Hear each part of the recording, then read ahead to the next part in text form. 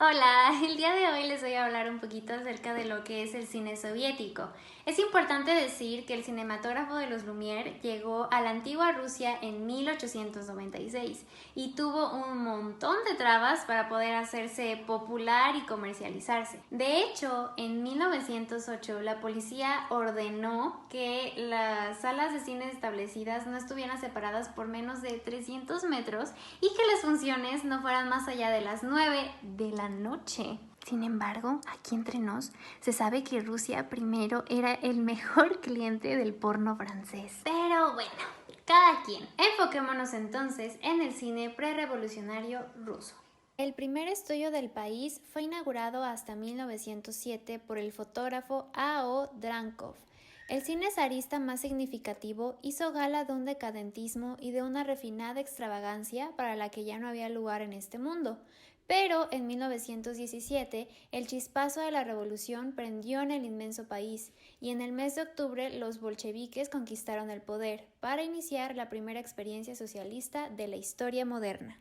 Y bueno, a Lenin no se le escapó la trascendencia social que estaba teniendo el cinematógrafo y entonces lanzó la consigna: de todas las artes, el cine es para nosotros la más importante. Y es que en las circunstancias en las que se encontraban, el cine y la radio fueron los medios más eficaces de comunicación e información para las masas. Avanzando un poco más en la historia, el 27 de agosto de 1919 se creaba en Moscú la Escuela Cinematográfica del Estado, bajo la dirección del realizador Vladimir Gardin, que fue por unos años el primer y único realizador del cine bolchevique. Ahora bien, la transición del cine del periodo zarista al nuevo cine soviético no fue brusca y discontinua. Mientras muchos productores y técnicos hacían las maletas para escapar hacia París, Berlín o Hollywood, otros elementos del cine prerevolucionario siguieron en sus puestos. Pero la guerra civil, que se prolongó hasta 1921, fue un freno al afianzamiento y progreso del nuevo cine, aunque al mismo tiempo sirvió de valiosa escuela a los operadores y documentalistas. Uno de ellos fue el maestro Lev Vladimirovich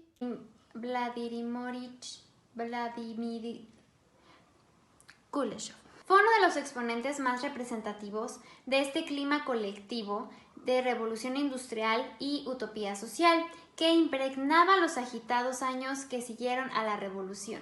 En 1921 creó un laboratorio experimental en el que realizó sus films sin película, con fotos fijas, y demostró el poder creador del montaje con un famoso experimento incorporado a todos los manuales de técnica cinematográfica, en el que conseguía infundir cargas emocionales de diverso signo a un único primer plano inexpresivo del actor Iván Mosyukin, según el contenido de los planos que le yuxtaponía: un plato de sopa, un niño, una mujer. Y bueno, podría seguir hablando sobre Kuleshov, sin embargo, me quiero enfocar en la comparación de tres filmes representativos de este cine realista socialista soviético. Animado por aliento renovador y en sus antípodas estéticas, se situó el operador y documentalista Tsiak Vertov, otro de los grandes del cine soviético, que fundó en 1922 y dirigió el noticiario Kino Pravda, Cine Verdad, en donde aplicó sus teorías extremistas del cine ojo, Kino Glass, cuya meta era conseguir una inalcanzable objetividad integral que creía posible debido a la inhumana impasibilidad de la pupila del cristal de la cámara. No hace sino retornar a las fuentes mismas del cine, a la pureza documental de las inocentes cintas de los Lumière. Por eso proscribe todo lo que pueda falsear o modificar la realidad bruta: guión, actores, maquillaje, decorados, iluminación. El cine ojo de Vertov es, más que una proposición técnica, una actitud filosófica ante el fenómeno cinematográfico. Pero Vertov se mueve en el terreno de la pura utopía intelectual porque la intervención del realizador a través de la elección del encuadre y de los malabarismos del montaje seleccionado y cortando sus planos, imprime un sentido a la realidad que maneja. La película Man with a Movie Camera de 1929 plasma de manera idónea esto. Al comienzo del largometraje se le advierte al espectador que lo que va a presenciar es un mero experimento que no tiene historia ni personajes, por ende tampoco existe la presencia de intertítulos. El documental es filmado en una ciudad con una estación de trenes, por lo cual las tomas y encuadres de calles, gente transitando en la ciudad a pie o en vehículos, vías de tren y máquinas de vapor predominan en la película. Se podría decir que el filme está constituido por montajes rítmico, tonal e intelectual, llenos de movimiento y contenido, elasticidad de emociones y expresión de ideas como producto de la yuxtaposición de imágenes, así como cuenta con un ritmo analítico, pues el espectador ve pasar ante sí imágenes en una sucesión rápida. Además, abundan los ángulos cenital, picado, contrapicado y nadir, así como planos detalles, el juego de planos abiertos y cerrados y la división de pantalla a la mitad, mostrando dos momentos distintos de la realidad, mezclándose entre sí. Agregando el uso de cámara rápida y lenta, se pueden apreciar también movimientos de cámara como el traveling, tilteos y paneos y algunas tomas simbolizando el behind the scenes. En cuanto a las personas documentadas, portan vestimenta de ciudad, algunos elegantes y otros más en ropa más cómoda.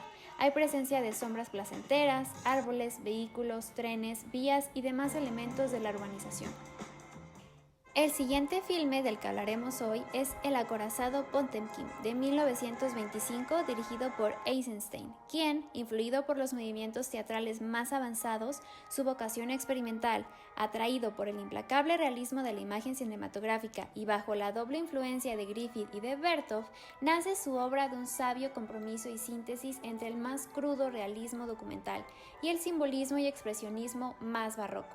Este filme prestigiaría el cine soviético y el nombre de su realizador en todo el mundo, grabado en escenarios naturales y utilizando un buque gemelo llamado Los 12 Apóstoles. Eisenstein rodó la impresionante epopeya revolucionaria estructurada al modo de las tragedias clásicas en 5 actos.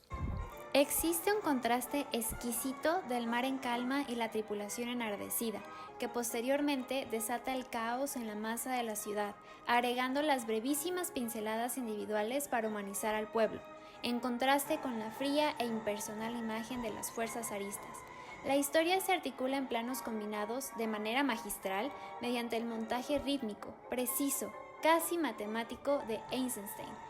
Al contrario del largometraje de Bertov, los movimientos de cámara son escasísimos, 2 travelings en la escena de la escalinata y una larga panorámica oblicua para describir a la multitud en el malecón del puerto, porque en realidad eran innecesarios, al estar el movimiento determinado por la acción y por el montaje, además del contraste de las vestimentas harapientas, los gallardos uniformes y la vestimenta clásica y estereotipada de los marineros. Su consumada sabiduría técnica le llevó a crear un tempo artificial prolongado hasta casi 6 minutos para potenciar el angustioso dramatismo de la atroz y antológica escena de la escalinata, en la que un pueblo indefenso es brutalmente agredido por las balas de los fusiles zaristas. Prescindiendo de simbolismos intelectuales, con una única excepción, los leones de piedra que se alzan simbolizando la rebelión, y con una espléndida fotografía de gran veracidad documental, Eisenstein consiguió introducir en este drama épico, en el que la masa era el verdadero protagonista, un aliento de incontenible grandeza que hace trascender los límites de un episodio histórico concreto para convertirse en la gran epopeya de la rebelión. Magnífica sinfonía coral, mantenida con un sostenido y estremecedor crescendo dramático, consiguió con su tremendo impacto y a pesar del forcejeo y artimañas de las censuras, imponerse en todo el mundo con una auténtica e indiscutible obra maestra, jalón decisivo en la evolución histórica del cine. Pasando al tercer y último filme, junto a Eisenstein, el más prestigioso de los realizadores soviéticos fue V.I. Pudovkin, que también procedía de una formación técnica. En 1926 inició la realización de su gran trilogía revolucionaria, compuesta por La Madre en 1926, El fin de San Petersburgo en 1927 y La anticolonista Tempestad sobre Asia en 1928. Sin embargo, nos vamos a concentrar en la primera mencionada. En contraste con el cine de masas de Eisenstein y con su repudio del actor, las películas de Pudovkin se centraron en el examen de la toma de conciencia política de sus personajes individualizados. En La Madre fue la ingenua mujer proletaria que veía nacer en ella la llama revolucionaria a través de la actuación política de su hijo Pavel, quien, tras huir de la cárcel, moría en una manifestación bajo las balas de los soldados del zar, mientras ella la encabezaba portando la bandera roja. Pudovkin, que fue un adelantado discípulo de Griffith en lo tocante a la técnica de las acciones paralelas, orquestó con frecuencia sus relatos individuales con grandes temas colectivos. El desenlace de la madre ilustra ejemplarmente esta concepción sinfónica de Pudovkin, que usa también las metáforas visuales, pero, a diferencia de Eisenstein, las integra de un modo realista en la acción. El final de la madre muestra una gran manifestación en la que participa la protagonista, que permite a su hijo huir de la cárcel. Pero estas dos acciones paralelas, la manifestación y la cárcel, están orquestadas con una tercera, el deshielo del río, metáfora realista, ya que además de ser un símbolo de la alegría de la liberación de Pavel y de la arrolladora acción de las masas desbordadas, es un elemento realista incorporado a la acción, pues es primavera, época del deshielo, y Pavel escapará corriendo sobre los bloques de hielo que se están cuarteando. Por lo tanto, para Pudovkin, el montaje, sobre todo de intención analítica, descomponiendo la escena en visiones de sus componentes aislados, se establecería a priori, es decir, en el guión escrito, mientras Eisenstein defendía la noción del montaje a posteriori, utilizando para expresar mediante el choque de imágenes impetuosos conflictos dialécticos.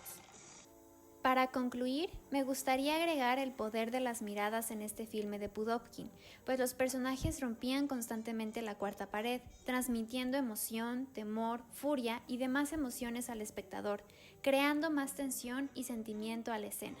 Asimismo, los detalles de diseño sonoro como los puñetazos, balazos, gotas de agua que caen en el cuenco, los golpes en la puerta, las trompetas y los cascos de los caballos golpeando contra el suelo hacen una composición narrativa magnífica, agregando el empleamiento de la cámara subjetiva, mezclada con los planos detalle y la doble exposición, se me antoja un uso excelente de técnicas y recursos cinematográficos.